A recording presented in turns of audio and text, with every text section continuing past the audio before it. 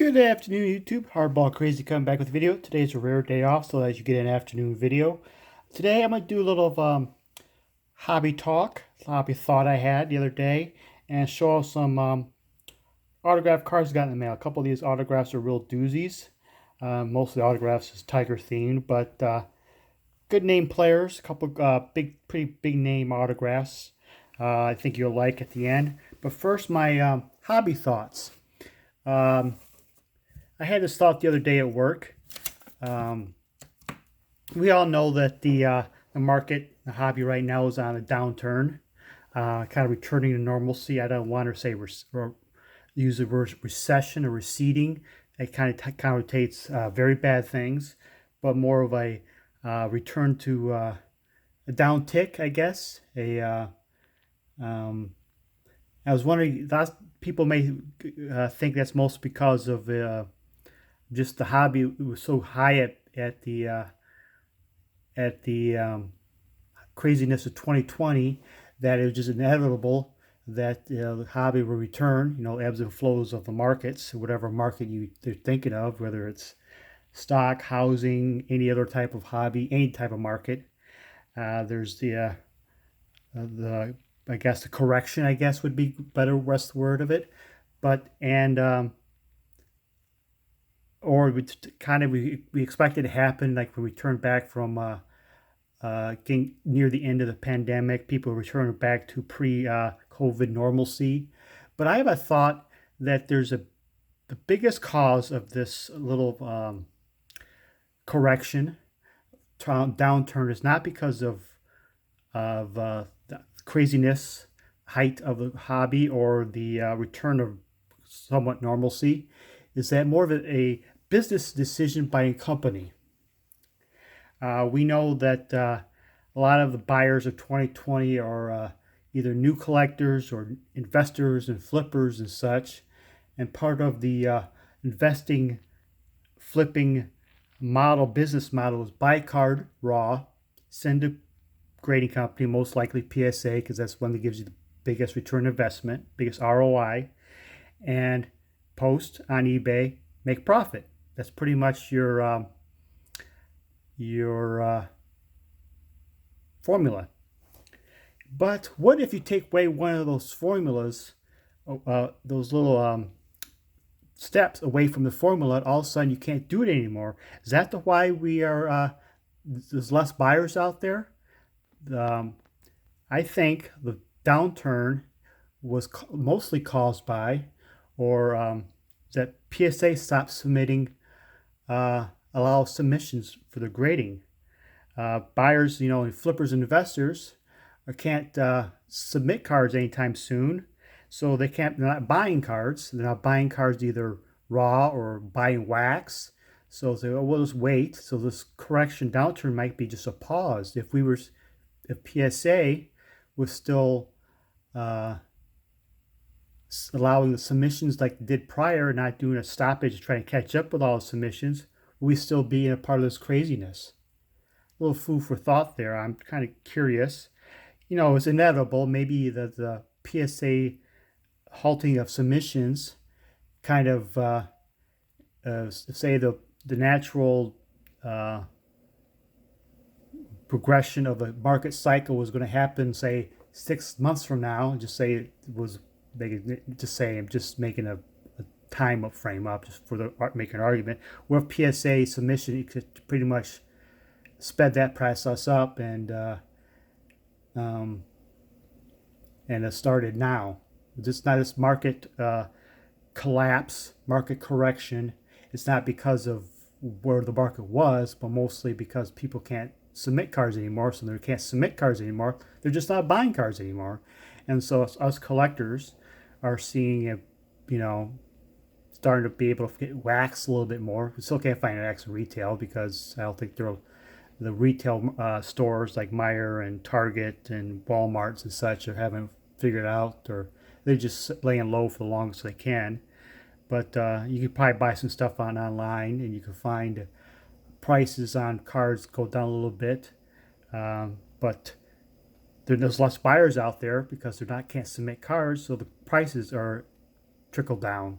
There's a little more supply now than there was before, and supply and demand economics 101 there. So I'm kind of curious of your thoughts on that. It's not because of market correction, but a lot of buyers are just not buying because of PSA, you can't submit to PSA. And if PSA was still allowing the cars at the price that they would, will we still be in the market that we were, the craziness that we were like a year ago this time? Anyways, that's my market, my thoughts on the market. I might be way off. Maybe somebody mentioned this before, but that's a thought I had the other day. A little food for thought. I will not be going to National, so I'm not going to see first eye what's going to happen down there. But I don't think that, I don't know, just something's going on there I thought of the other day. But here's some autographs I picked up. Like I said, it's a Tigers themed. I picked up these mostly from eBay. I think I got one card from a local card shop and one from a recent concierge I got in last week, but I just got to throw that card in here. It's a Tigers themed autograph. I've been trying to pick up some autographs from the last Tiger teams that came from the 2012, 2015 teams. All those stars we had on our teams that came through Motown and before the big sell-off. Tigers if you haven't noticed, Tigers are on a rebound. They're just swept the Twins today, a 3-game series. That's like the 6th or 7th time this year they swept the series, and they're only 8 games under 500 now. They're on an upswing. They're building something. Still a few players away from really contending, but you know what? They have a winning attitude, a fun brand of baseball, small ball, hitting runs and bunts and not relying on home runs, and kind of a starting pitching is a little bit in flux because of injuries and so forth. But there's something building in Detroit. So if you haven't noticed, here's Max Scherzer, Topps autograph from 2011. Got to have a Mad Max. He's closing on 3,000 Ks. All-Star Game star of the National League. Get Mad Max, I got to get the other future Hall of Fame Tiger pitcher. Here's an autograph from 2007 Upper Deck. Insert of JV, Justin Verlander. These are Tommy John surgery this year, and he's free agent of the year. Will he return to Detroit for a swan song? Kind of, really? Some of us Detroit fans are kind of hoping for. Kind of be the senior anchor of the rotation, even though Mize is kind of becoming the ace of the staff. Here's a cool Ian Kinsler autograph from Topps, 2017, I believe, Mother's Day insert. Got the pink uniforms, Ian Kinsler. One of my favorite Tigers after the sell-off. Him and Miggy was like the last 2 Tigers All-Stars, but always fun to watch. It's Jose Iglesias. There's his first Bowman Chrome autograph of Iglesias. Still making plays out with the Angels. Fun to watch. I love watching those slick fielding shortstops make the plays like they're magicians on the field. Here's an old Tiger, a COMC order I got from him. A little bit of a Panini Golden Ages historic signatures. If you don't know the life story of Ron LaFleur, Tigers and Billy Martin at the time signed him out of prison. He was got caught up in a robbery or some sort and he was discovered in prison. And they signed him right out of prison and became an all-star, stolen base king. And they actually made a movie in the late 70s about him, Ron LaFleur story. LeVar Burton starring as Ron LaFleur in the movie. Cool story.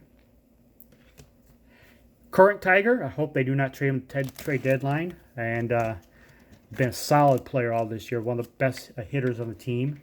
Scoop, there it is. Scoop, there it is. Jonathan Scope. Stadium Club rookie autograph of him. He hit a home run today and 3 RBIs. Been a solid hitter for the Tigers. Been a good player. Had a couple of off seasons in, but he's on another 1-year contract with them this year. I hope they sign him for a little longer term, but he's been solid. I don't want the Tigers to trade him. Keep the building and the happy mojo on the team. Keep it going forward. Tigers GM Al Avila says he's not going to trade away just for building prospects. He's going to trade away in order to make the parent club better. And I sure hope he's true to his words. I found this card at the local card shop. I said, oh, I got to have it for 20 bucks. I was like, that's a pretty good price for it. Seems fair, so I picked it up.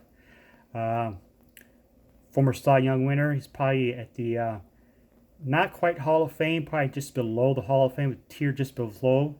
The 2005 autograph of Felix Hernandez, King Felix. Cool card to add to my collection. And the last two are two really good ones, I think. First one's not a Hall of Famer, should be. He's not a Hall of Famer in the Cooperstown. Although there's he's in there somewhere in this museum. But he's a Hall of Fame person. None other than, I don't know, a person in the world who do not like him. I know there's a person in the world he does not talk terrible about. He's one of the best people baseball's ever had. One of the greatest ambassadors baseball's ever had. Who am I talking about? None other than Buck O'Neil. Had to add him to my collection, my Negro League collection. I'm trying to pick up some Negro League autographs too. And Buck O'Neil, everybody knows him for the Ken Burns documentary. Everybody loves Buck O'Neil who knows baseball. He's pictured here with the Cubs. He was coach for the Cubs, scout with the Cubs too. Don't know Buck O'Neil. Had to get this to my collection. Great card pickup. I'm so happy to have that in my collection. And my last one is actually from the same set. And when it came out, and that's from the 99 Sports Illustrated Greats of the Game set. When that set came out, I've always wanted this card. And Hall of Fame autograph. I always wanted it. And it's a historically significant autograph. Well, the card itself, not the person. And the whole thing, I guess. Trivia question. Who was on the cover of the first Sports Illustrated? Do you know? Hall of Famer Eddie Mathews. And that's the cover. And here's the autograph insert card from that 99 Sports Illustrated set. I think it's from the 99 series. And I always wanted this one as a historical significance to an autograph. If you get Eddie Mathews autograph, you gotta go big and get the actual one that has bit of history behind it. Not just a random all-time greats autograph Eddie Mathews. This one is part of Americana, the first ever Sports Illustrated cover, right there.